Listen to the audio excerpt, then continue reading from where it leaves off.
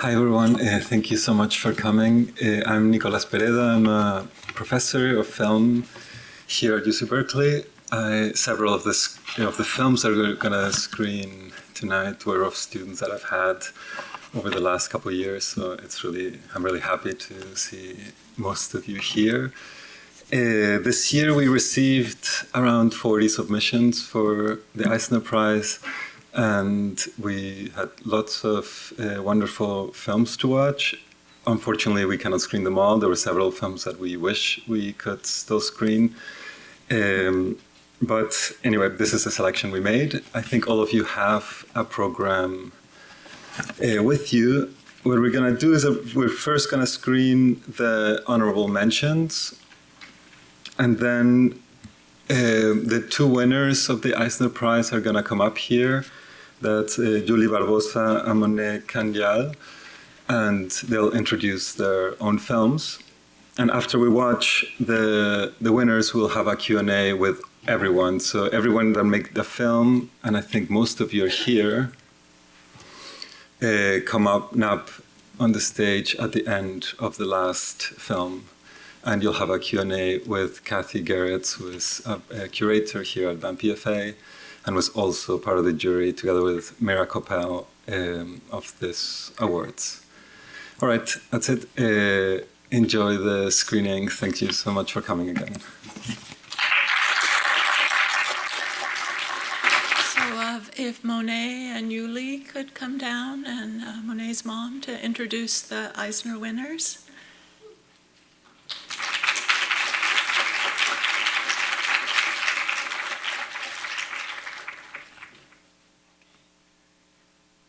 Hi. Hello, my name is Erica Ginn. I am the mother of Monet Chanel Kanyal, and I'll be introducing her in her film today. Monet is a senior at UC Berkeley and currently double majoring in film studies and media studies. Within her work, she enjoys working with issues surrounding identity, and she hopes to continue working with the film industry and creating documentaries. Her film, Chump Change, was a project created for her documentary production class with Professor Jeffrey Scholar. Within the film, she explores the relationship with her father and battling the ideas of creation from trauma. Thank you. And quickly, I would just like to say thank you so much to BAMFA for having me.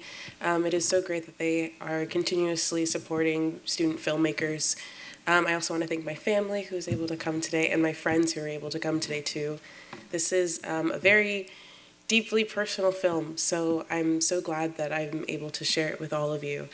There's like a big screen with all the thank yous for so many people, because there were so many people that helped me make this film, and I just want to say thank you to all of you. It's really difficult, and filmmaking is really difficult, and I'm so glad that I have so much support from so many people, so thank you.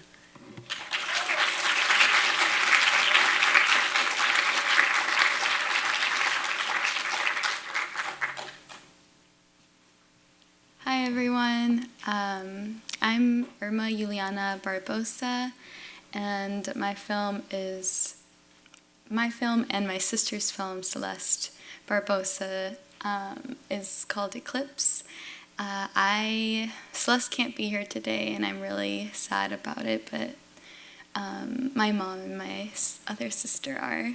They're right there in the middle. I am an MFA student finishing up next week. And this was actually the first project I worked on in my MFA, so it feels really bittersweet to be showing it here today.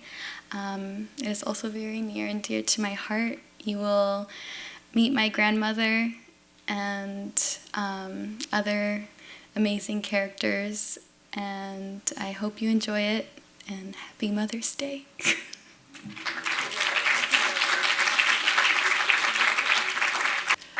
A big round of applause for all of them.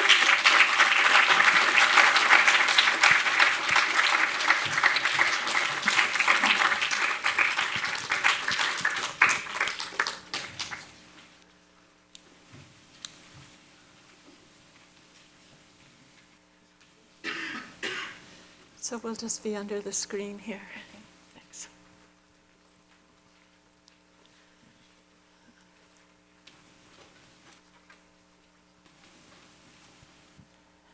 They come from all directions. Okay. So thank you for your films. It was beautiful to see them all. And anyone else who's involved, continue to come on down.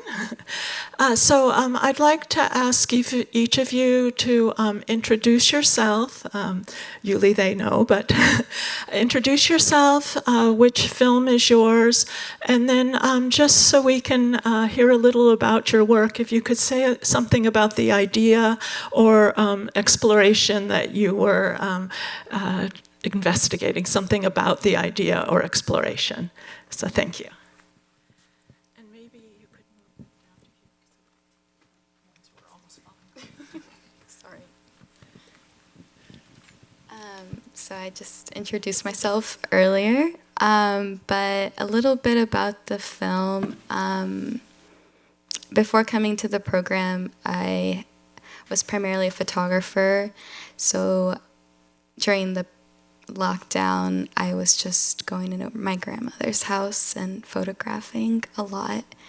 And it's something that I've kind of kept going to and just didn't know why I was taking photos, and they became drafts for what this film were. And the first project was an installation I did at Worth Rider, and this was part of a 3-part screen installation, and it's just one of the frames that was playing in the film. And then after we did that, Bandera died, so then we shifted gears and decided to make another film, and I've continued to make more films that are kind of different iterations of the same story, but like kind of segues. Yeah. Hi everyone, my name is Wilson. I'm the producer of the third film, A Breath Underwater. Ziteng is currently not feeling very well, so she has to go. And I was also involved in the collaborative process of developing the script, so I'll talk a little bit more about that. So religion has always been part of Ziteng's life. When she first came to the States, she was sent to a religious host family, and she was basically mandated by her family to attend church. And it has a lot to do with how she grew up, her identity, her sexual orientation as well. When we started talking, when she started wanting to make this film, she really came up with the idea of how can she incorporate different aspects of her life and her experience into a project that will culminate in something that's interesting, to use her words. And so she came up with this idea of this girl who has an imminent family visit, which she has to, and the stress that she faces from her very traditional Chinese upbringing, as well as her religious background. So that's a little bit about it. Thank you. Hello, my name is Monet Kanyel. I did Chump Change. I just talked to you guys. Hi.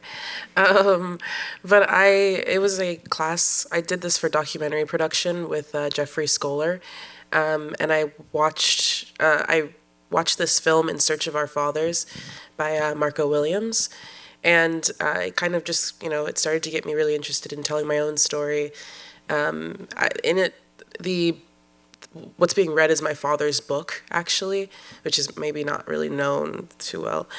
And I read the book, and I wanted to explore more about my own side of the story also, because he told his side, and I wanted to also say something, explain myself and how I felt about those types of things.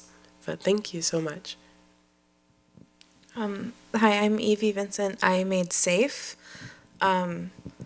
I was inspired by how painful my own IUD insertion was, and I was so angry about it. and a bunch of different people were like, use that anger. And one of the things that stood out to me was when, like, I had a horrible reaction and almost fainted and threw up, and the doctors were like, oh yeah, that happens.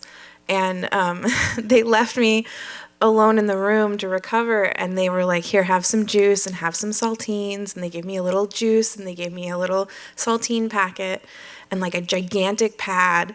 And I was resting and I turned my head over to look at the wall, and there was just a whole shelf filled with juice and saltines. So it's like, obviously happens all the time, and that was their solution.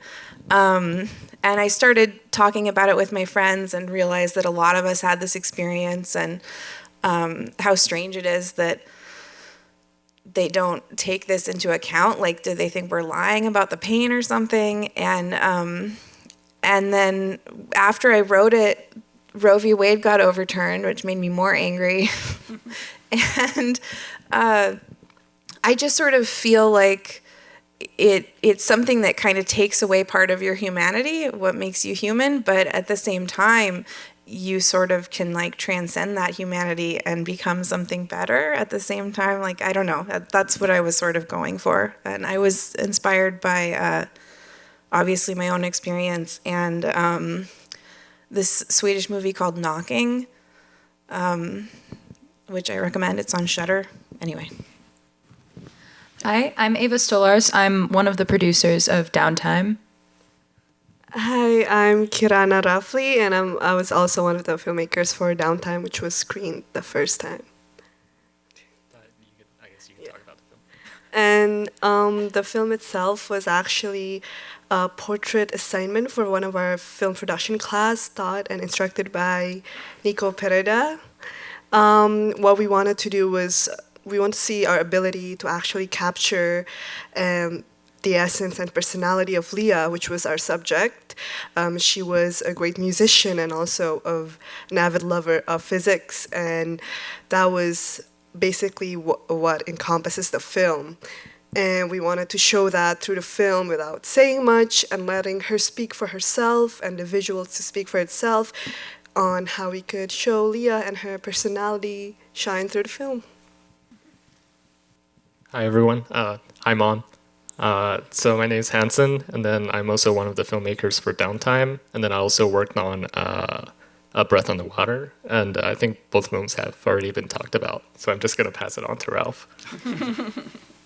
Hi, I'm Ralph. I made Cosmic Spring, which was also an assignment for Nico Pereda's class, and I had learned about this hotel in Berkeley called the Berkeley City Club, and it looked pretty cool, so I decided to write a script set there to give me an excuse to go. So, yeah. Hello, my name is Juliana, and I made Homemade. It was my final assignment for the experimental media arts class, and I was inspired by our conversations on medium specificity and thinking about the capabilities of film, that you can see multiple things at once, you can hear multiple things at once, you can relive memories.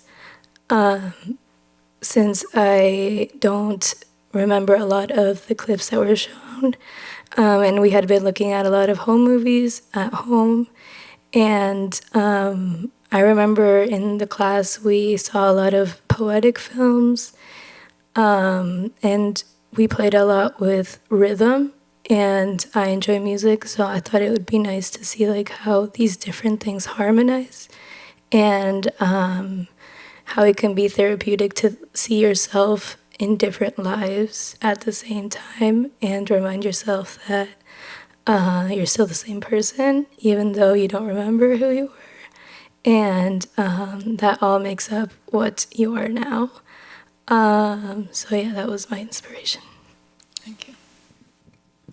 Hi, my name is Jody Stillwater. I was the producer, cinematographer, story advisor, and co-directed some of the scenes in Poe Levi. Tiare Ribot couldn't be here today. She wasn't feeling so hot. It's been a long graduating week. And when we set out to make this film, it was really about bringing indigeneity and modernity into the present and into filmic language, but also to redefine kind of what Aina means, and in the context of colonization, specifically with the organism and many different meanings of and the way that information and community move through land, and but in the context of colonization, that of poisoning and the military. Thank you. So we have an opportunity for you to share your thoughts and questions or anything you'd like with the filmmakers. And there's ushers on either side with a microphone. So does anybody have a question or a comment for our artists? It can be for all of them or for one of them.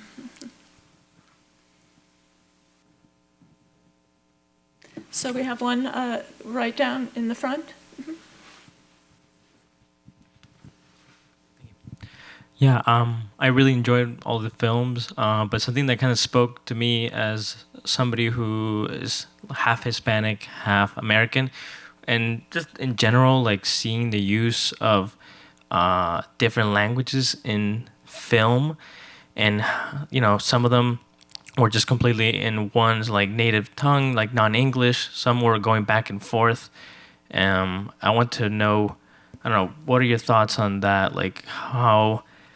Was there maybe like a meaning to it, or how does that make you feel? What is that evoking you? Because I know it made me think a lot about just that connection between two languages that one can have. So if you could pass it to Juliana. You used two languages, didn't you? Yeah. Yeah. So and then we'll pass it down to whoever else. Okay. I think when thinking about like what to use for audio for mine, I looked at my journal and a lot of it was in both languages. Since I used text that I had written when I was younger, and I had lived in Argentina, so like half of it was in Spanish, but I also grew up in the US, so I thought that like isolating one wouldn't be able to show a portrait that I was trying to envision. And speaking both languages, part of who I am now. So I thought it was definitely part of the autobiographical notion I was going for. And I did think about whether it was important to include subtitles, but I thought it was more about the rhythm and not completely understanding can be also evoking that. Thank you. And Yuli? Yeah, I guess similarly, I think it was important for me to use both languages, Spanish and English. Spanish is my first language, and and with my grandmother, she's like one of the only people I speak Spanish with. But in thinking about translation and also storytelling and memory, I feel that, when you tell a story and then that person tells a story and then that person tells a story, there's always like things that slightly shift. And I kind of wanted to portray that in between my grandmother's like voice and then her quotes and then translating those into English, and then my sister telling me the story of their conversation that they had. So I think for me it was kind of like jumping around and having it be kind of fragmented in the way that memory works. And then Ralph down there? Oh yeah, I don't have anything to say about the language in mine. We can go to the next question. Okay. But you didn't translate. You don't want to say anything about that. Yeah, there's like a small portion that's in Spanish in mine, a phone call. And yeah, we didn't put too much thought into it. Okay. Yeah, so we intentionally made the whole entire film in Chinese, in Mandarin Chinese, not only because this film is very much deeply enmeshed with Ziteng's own life, which she grew up in China for since she was little until she was 15, 17-ish. So her experience, she wanted to be told in predominantly in Chinese in order to express the correct affect through the film. But also we wanted to explore the relationship of the diasporic subject, or namely the international subjects who are living in the States. And we thought one way to really make that happen is to quote unquote make this film more difficult for non-Chinese speakers to see in order to see the kind of not at homeness that is not only tethered with language itself, but also with her deeply uncomfortable, the character's deeply uncomfortable relationship with a place, a church that she is purportedly calling home, but cannot deal with properly. Yeah. Thank you. Okay, any other questions? Yeah. Where Hello. is it? Right here. In the center, okay. Hi. I just wanted to comment on Monet, your piece. I was really incredibly loved the part where you have a collage of different videos, and it seemed like a representation of memory, but you kind of paused it as well. And I'm used to when those kinds of techniques are used that it's all moving, but that was like a stillness. I just wondered if you could describe a little bit what got you to use that visual medium, and if there was something that inspired it, just describe it. Yeah, so that the camcorder is from 2002. I was born in 2000. So I kind of wanted to use something that was kind of close to when I was born. I think there's this moment in my film where I talk about I don't want to put this in the film, and then I immediately go to I'm putting a ton of this image on this film. And it's kind of just a juxtaposition between saying I don't want to do this is not what I want to do, and knowing this is what I'm going to have to do because this is how I'm going to tell the story. So I kind of wanted to just have it linger on that. And Jenny is here, who's in the film, and I just really loved showing this whole idea of Black love, while it's talking about the end of a relationship. So yeah, I thank you for that question. Great question. And it looks like there's a question just right past. There's a microphone coming in all directions to you. Oh, wow. Sure, I'll take them both. This isn't a question so much as a comment that a lot of these films were on very dark subjects. And I'm just delighted that upcoming filmmakers are dealing with the problems of the world. But does anybody down there want to tell me about how their next film is going to be a comedy that's going to tell us how to solve all these problems?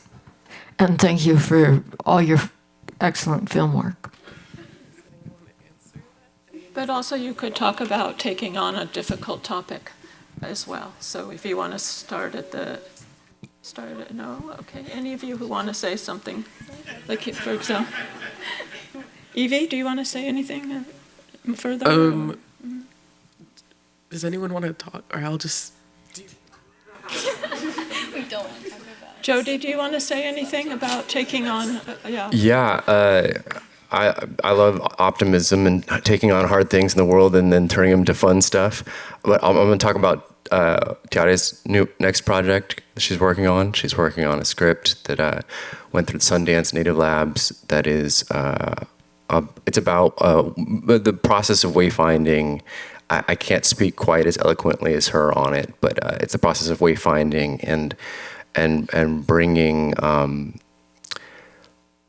the culture of movement through the world in wildness, in nature, in presence, and with joy and heart and love for your people. Thank you. Any other questions or comments? We have one in the back of the front. Well, I guess the first thing is Happy Mother's Day to all the mothers in the audience.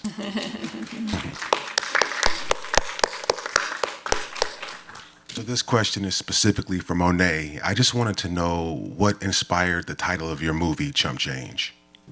Yeah, I never actually put that in the film. Sorry. So yeah, it's cute. It's so like my dad had like a bunch of nicknames for me growing up. So one of them was Tunky because I looked like a monkey and I weighed a ton. The other one was Chump Change because like, you know, I was broke when I was 3, I guess. So I had no money. So I wanted it to like have something. Sorry, Charles is cracking up in the back. But I wanted it to be something cute in a way. Like I didn't want it to be like, oh, fathers, which is not what I wanted to do. You know, I have a great stepfather. There's Eric. Hi, Eric. You know, I have a lot of really great male figures in my life, and I still wanted to have like that. You know, my father did love me. He does love me, I'm guessing. So it's kind of like I still want, he does. But it's, you know, I still wanted to have like this affection to it. So that's why I wanted to name it Chump Change.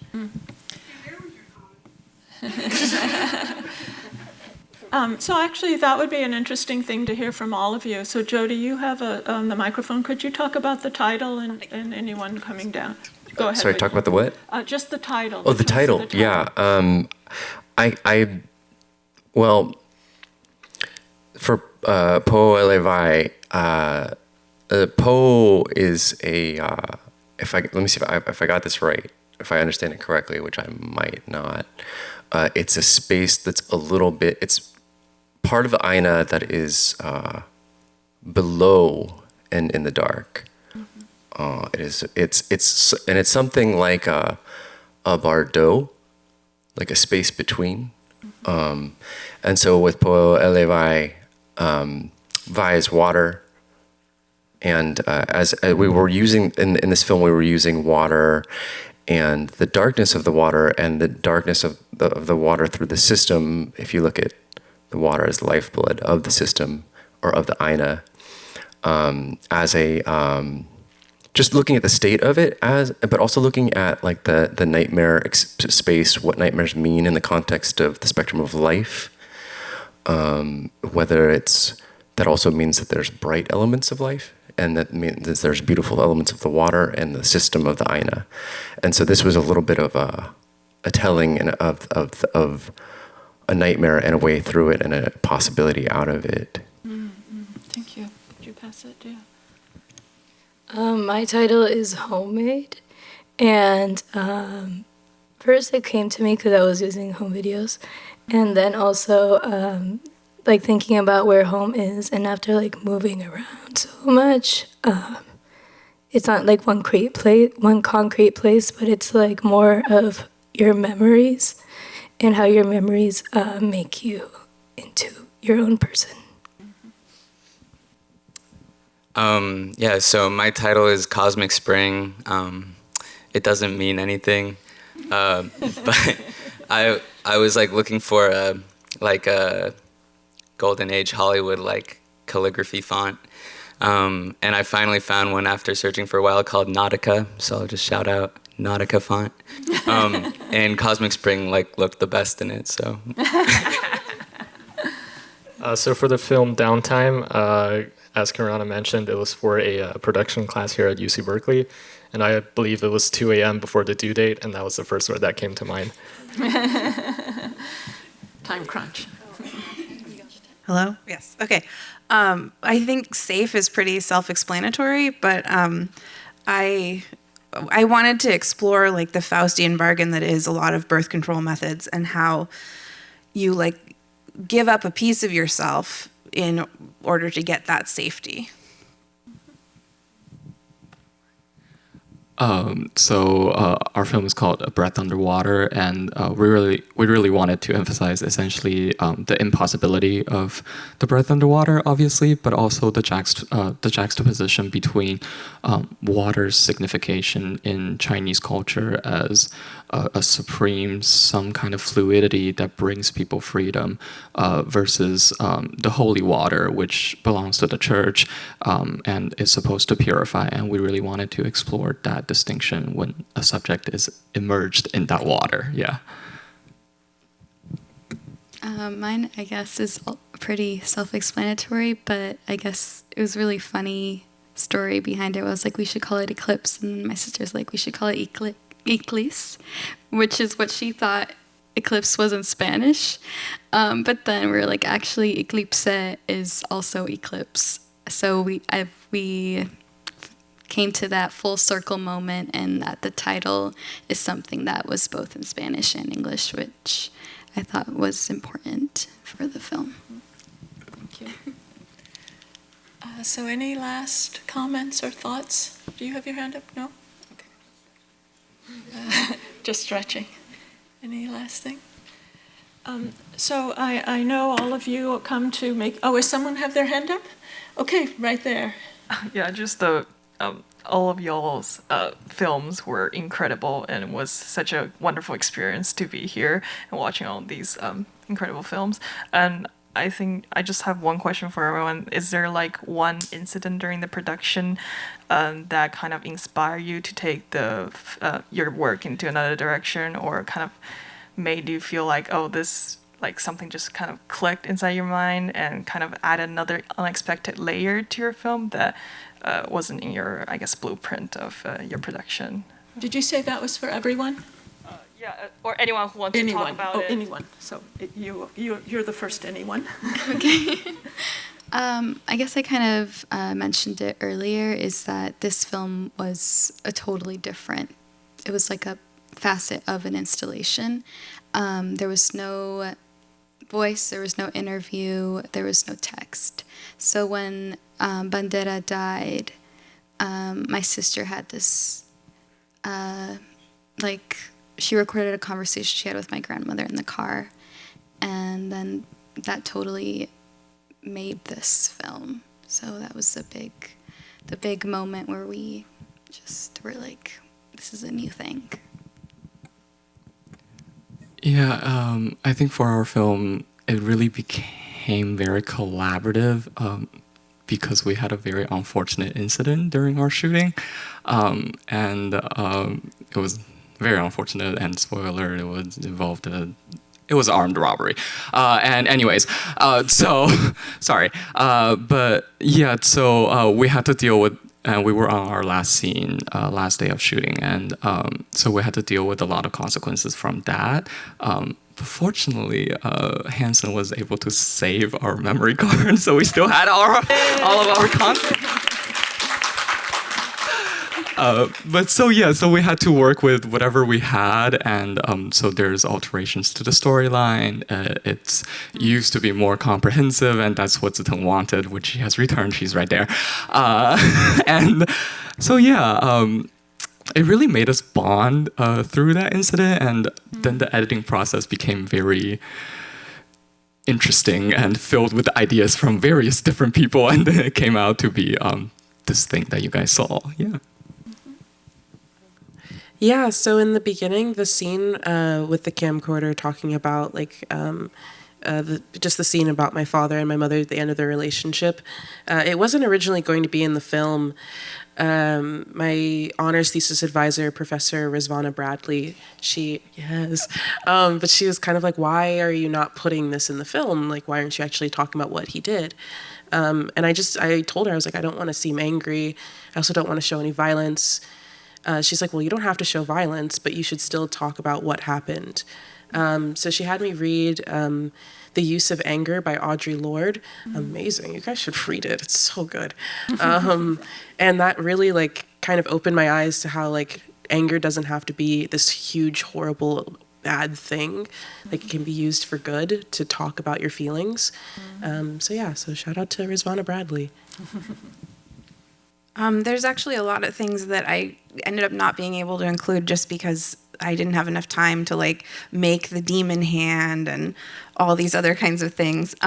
But one small thing that did happen is she passed away, but I had a tiny little dog who wouldn't shut up while we were filming at my house. And I had to wrap her around my chest like a child and she fell asleep, and you can hear her snoring in one of the scenes. And my boyfriend who did the audio mixing incorporated her barks into the dream sequence with all the tapping and the like growling and stuff. Yeah, for ours, there was one scene, or we originally were just going to sort of focus on Leah's music, but we kind of came to realize that didn't exactly encapsulate her as a person. It more just encapsulated her as a musician, which isn't really a holistic person. And she, our fourth filmmaker who couldn't be here, Emma, said that she's actually also, she was majoring in astrophysics, I think, she was majoring in astrophysics, and which is all of the funny conversations that she had over the course of the film.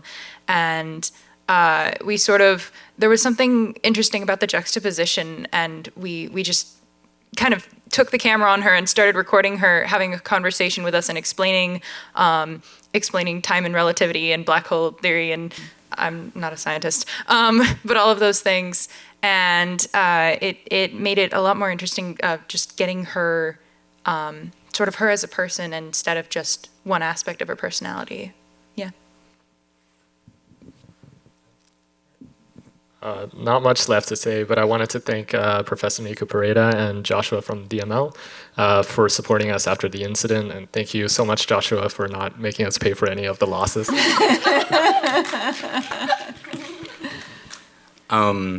I guess I will say that like originally I was doing like a totally different project for the assignment. This like movie that was going to be set in Iowa in the winter about like these two beatniks who find Buddy Holly's gun in the snow. And I was on Amazon and had like 20 bags of artificial snow in the shopping cart, and I just decided to shelf the project because I was like, what am I doing right now? And so then this other idea came together pretty fast. Mainly after I finished editing, I realized when doing the credits that I had asked various friends and family to record themselves, which is the beginning part. So when crediting them, I decided to take more of like a documentary approach, which wasn't originally my plan. But I rewatched all the videos and find like small clips. Thank you. We had been working on a previous iteration of the film, and we had been working in and out of Oahu, back and forth between Oakland and Oahu and San Francisco. And we wanted to bring the film really into the present. And at the time, a lot of the story was kind of just moving around and elemental, and it was about movement, it was about Aina, and we weren't quite sure how to really connect it to the present. And it was right on that time that Red Hill, the jet fuel leak, began to become a thing and really become a threat. And we realized that we wanted to do something, and we wanted to address it specifically. And when we started to sew that to the present, when we started to sew the story to things that were happening now, where we realized we could actually do something about it, that really changed the story. It really changed the tone of the film. It really changed the way that we felt that we could give the film a connection to an audience and actually make a difference. So that it was very activating and empowering as well. Thank you. It's so incredible to have all 10 of you up there and to hear what you have to say. I want to thank you for your films, your thoughts and comments, and we look forward to whatever kind of creative projects you do next. So congratulations and our best to you.